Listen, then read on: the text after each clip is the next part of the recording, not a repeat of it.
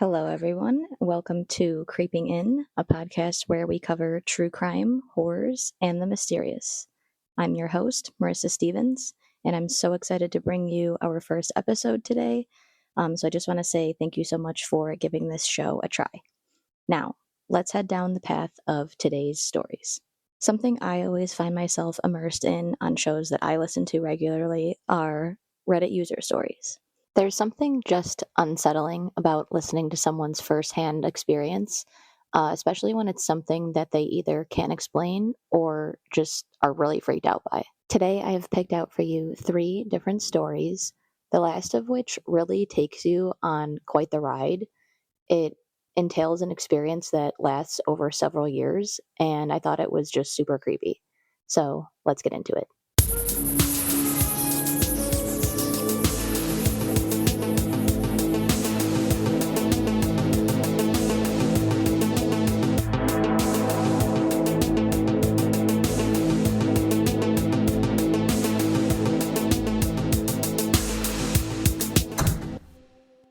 Our first story comes from the subreddit True Scary Stories, and it is entitled My Horror Story as a Tow Truck Driver. The OP writes, I was a RTTO, registered tow truck operator, for about 2 years. It was a great job, pay was good, lots of overtime, and on-call shifts. I got into the career because of shows I watched as a kid, like Highway Through Hell. So when I got the chance to go to the field, I jumped on it. The first month was good. I learned a lot of experience and new skills. Part of our job as RTTO was emergency calls with police and fire for crash scenes and impounds. So we saw a lot of tragic stuff: DUI fatality, hit and runs, non-DUI fatalities, etc. The job can be very emotionally and mentally draining and can mess you up if you're not careful. However, there's another kind of aspect to the job that not a lot of drivers talk about: the paranormal, odd stuff, or calls that unsettle you. Almost every tow truck driver has experienced it. It was a snowy, cold November night in 2023. We didn't get a lot of calls that day, so I was just chilling at the shop for my on-call shift. The night was going very slow. We hadn't gotten any calls for hours. So I lay down for a bit, not expecting to get any call for the night. Then, all of a sudden, I get a call for a broken down WSP, Washington State Patrol car, off this dirt road. I didn't think much of it at the time. It wasn't too weird for me since I have gotten a few calls like it before, so I hop in my flatbed and drive up to the call location.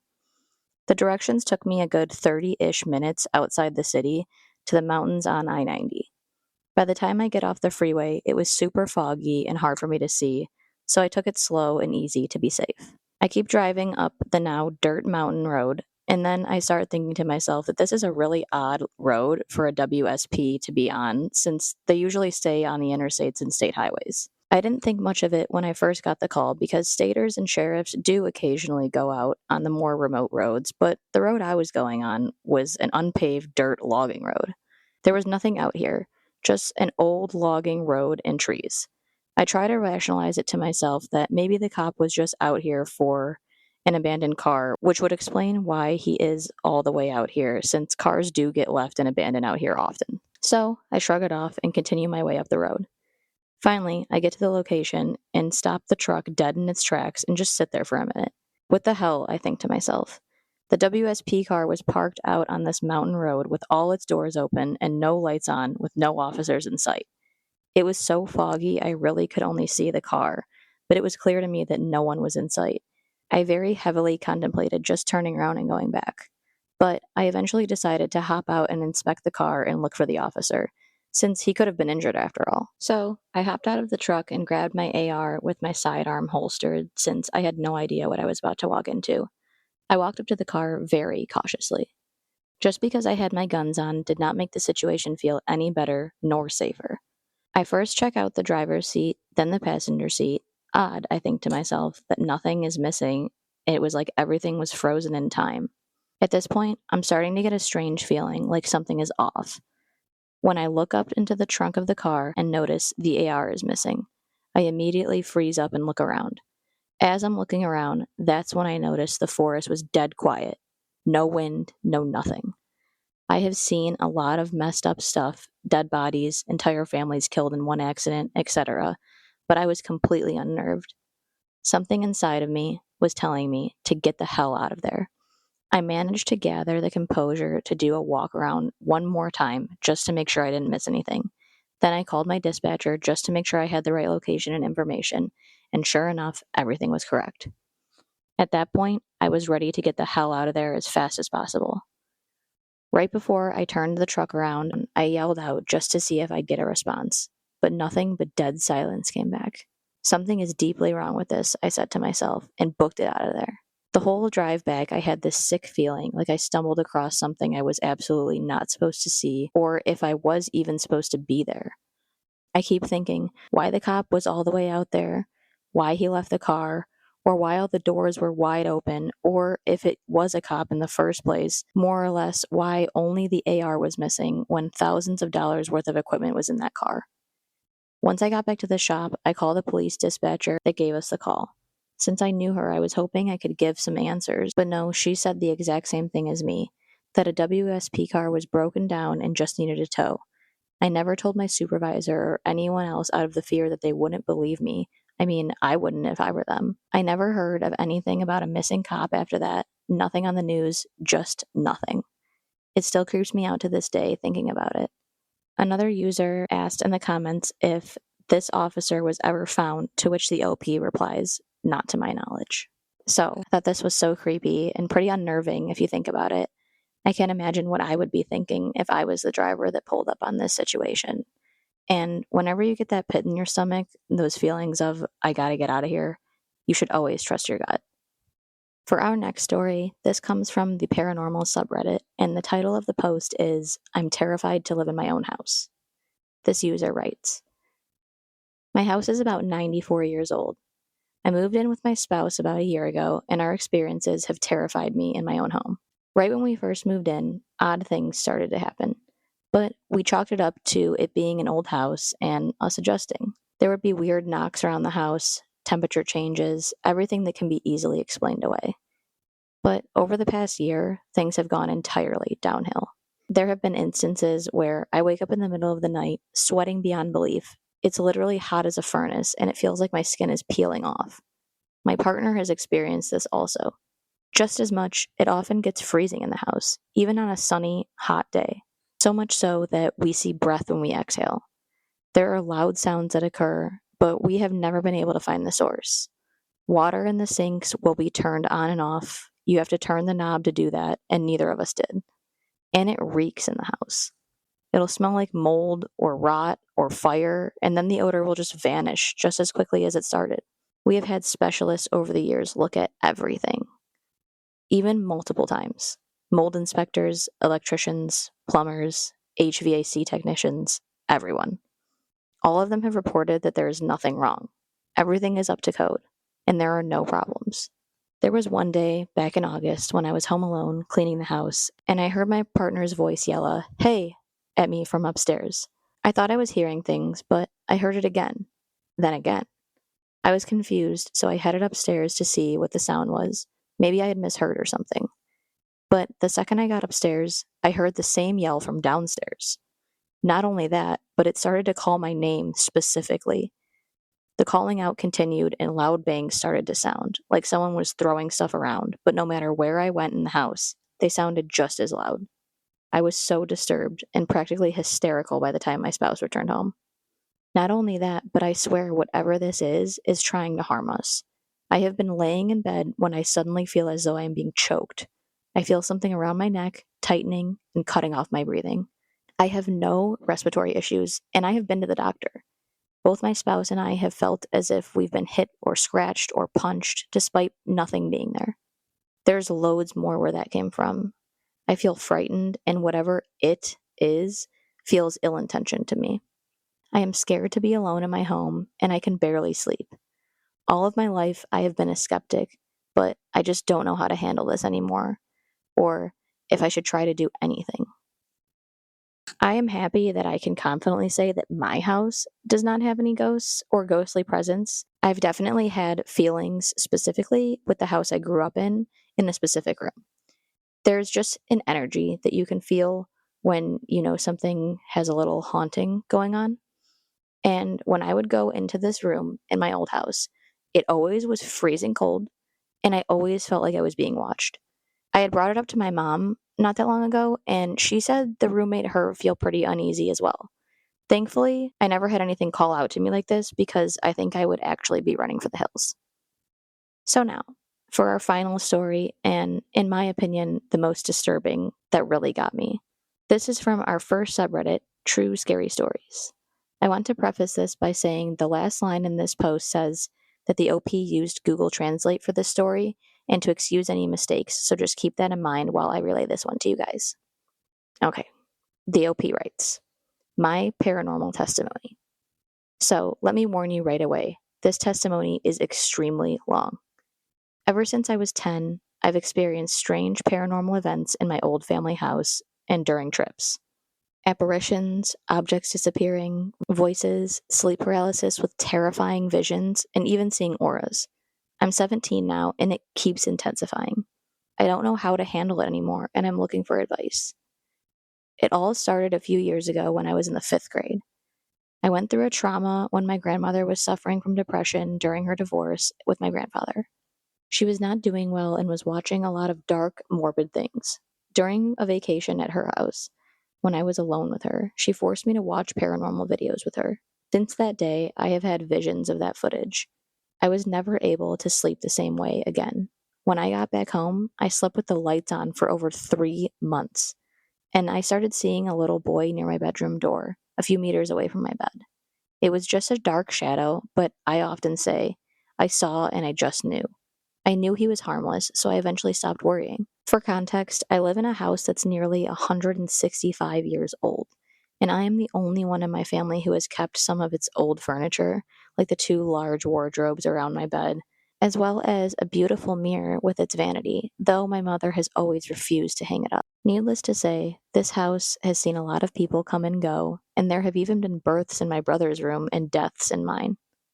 One day, during the lockdown, I experienced the first real paranormal phenomenon in the house. All of my windows were closed, no draft, my door shut, the AC off, when suddenly a Nerf dart refill placed on a shelf started moving by itself for no reason. The strange part was that it only lifted up from the one side and moved left to right, like a compass needle. I managed to film it and showed it to my mother, who didn't believe me. I even moved the object several times to make sure I wasn't hallucinating. For several months, nothing happened. Then, within the span of a year, my mother, my brother, and I each lost a personal item under very mysterious circumstances. My mother left her earrings on her nightstand and they vanished. She searched everywhere, on the floor, under the bed, behind it, nothing. My brother lost the handwritten manuscript of a novel he was writing, something very precious to him, and it just disappeared. I also lost an object of mine, though I can't remember exactly which one. I should mention that I am a practicing Catholic, though I don't go to Mass as often as I would like. During a Catholic camp, while attending Mass, I saw my guardian angel in the flames of a candle. There wasn't any particular form, but again, I saw and I just knew. I saw this same angel again in the flame of a candle given to me at Christmas a few months ago. I've always been sensitive to the paranormal, even before I really began to believe in it, something that has only truly happened in recent weeks. The paranormal activity began intensifying about a year ago, maybe a little more. My bedroom door opens systematically when I'm inside, but when anyone else is in the room, it strangely stays shut. When I'm home alone, doors slam on their own, even though there are no drafts. In 2024 and 2025, I lost many personal belongings in the same mysterious way, even though they were always kept in the same place. I eventually found them hidden inside the lining of my brother's old suitcase, unused for years, while I was packing for a vacation. The suitcase was on top of a sliding wardrobe in the attic, which has been fully renovated. It's like a second floor, and you need a chair to reach it. Another time, while I was watching a movie, 2 heavy sliding doors separating my living room from the upstairs bathroom suddenly opened and closed extremely fast on their own. The strange thing is that the doors are so heavy I can't even open them by myself. Not long after that Catholic camp, I went on vacation to Guadalupe and had my first sleep paralysis. That night, There were constant power outages, and a phone in the house kept ringing non-stop. I always had a deep fear of the dark, but I gathered my courage and unplugged the phone. My mother joined me at that exact moment, doing the same thing. I went back to bed and began feeling a heavy oppression before falling asleep. That's when I had an absolutely horrible nightmare. I was trapped in a bed that was being folded shut. I eventually woke up, and that's when the real nightmare began. I couldn't scream, I couldn't move, I was paralyzed on my back. In front of my bed was a dazzling, glowing white figure surrounded by yellow light. And again, I saw and I just knew. It was a fallen angel.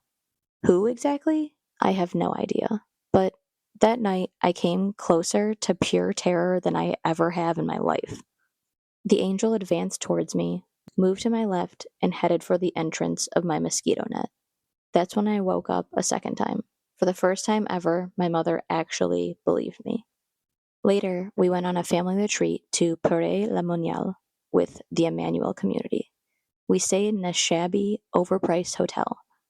The moment I stepped into the room I was shared with my brother, I felt uneasy, really uncomfortable. The first night passed without much, just some noises from the bathroom. But the second night was far worse. In the middle of the night, I felt someone sit on my mattress next to me. Whatever it was heavy, that my body actually tilted towards it. Strangely, I didn't feel anything emotionally at the time, but when I pulled at my sheets, the weight would disappear and then return again. I know it wasn't my brother because he was sleeping in another bed and there was no one beside me.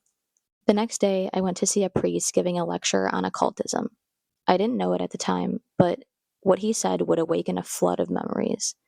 He spoke about demonic possession, its symptoms, and everything he described matched what I had been experiencing. Afterward, I went to talk to him, and he recommended the prayer of the brothers. It proved to be very effective, especially the Cantile of Zechariah. For the past 3 weeks, I've been reciting that Cantile before bed and praying a lot to Mary as well. During the prayer of the brothers, the woman praying over me asked the Lord to visit me that night, and he did. When I went to close the window, a butterfly came in. It wasn't a moth, it was bright white, almost glowing. I tried to put it outside several times, but it kept coming back. Finally, it landed next to my bed, and that night I slept 2 more hours than usual, 6 hours instead of 4. I began to sleep better in the days after. Up until then, I had been sleeping very badly, terrified every night. When I returned home, I felt the presence on my bed again, but less strong. A few nights later, I saw a transparent sheet gently laying itself over me, like a protective blanket. The following week, we went camping, and at first, everything was fine. Then, my period started with much stronger pain than usual, so severe that I had to be carried to my bed. While my parents and brother went to the pool, I stayed to rest, and that's when it started again. I heard footsteps above me, though there was no second floor. This phenomenon also happens in my attic at night, around bedtime. I eventually fell asleep, only to wake up facing the wall, unable to move or scream. I felt the mattress sink down behind me as though someone was lying down. This sleep paralysis was worse than the first one. I felt nothing but terror, and it was painful. My whole body hurt, especially my legs, arms, and back. Honestly, I think the only reason I didn't lose my sanity was because I couldn't see anything at this time. The rest of the trip passed normally, but since returning home, phenomena have been everywhere. Objects falling in my room, my door refusing to close when I'm inside, footsteps above me in the attic, and most recently, voices. I hadn't spoken about this until now because it's so recent. I seem to have developed a kind of gift. It's as if I can read certain people because the voices give me information. All I need is to look at someone to know what they're truly like deep down, behaviorally, and sometimes even what they've lived through. I don't fully know how to explain it. My mother and brother also have this sensitivity, but they don't experience paranormal events, only an ability to sense people. During the retreat, a woman was sharing how she became a consecrated virgin at a Marian evening, and I saw something around her, a violet orb, like an aura. During that same trip, I began seeing people's auras again, 3 or 4 of them, and these ones were yellow. I think the Virgin Mary was with the woman that night.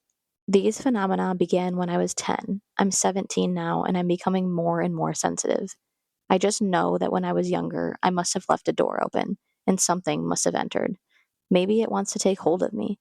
Since the experiences have intensified, I've also developed serious health problems: IBS, PCOS, vitiligo, MIH in my teeth, severe allergies, etc., which have weakened me.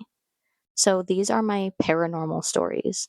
But the truth is, I don't know how to handle these situations anymore. Do you have any advice for me? So, what's more terrifying? Objects moving on their own or sleep paralysis demons? I'm actually not sure if I can choose. I think this one creeped me out so much because it's just so eerie, and the length of time that it's gone on, 7 years, is pretty extensive. The experiences that this OP outlined are definitely not something that I ever want to experience. And I want to know, what advice would you give this OP? All right, and that's our first episode in the books. Please leave me a comment over on our Instagram page, which is Creeping In Podcast, on this episode's post with your thoughts, or over on our YouTube channel, which is Creeping In Podcast. Have a suggestion for an episode? Email me at creepinginpodcast@gmail.com. And if you want to support this show and continue to get more content like this, please take a minute and leave a review, as this really helps us reach more people. Thank you so much for listening on our first episode, and I will chat with you guys next time.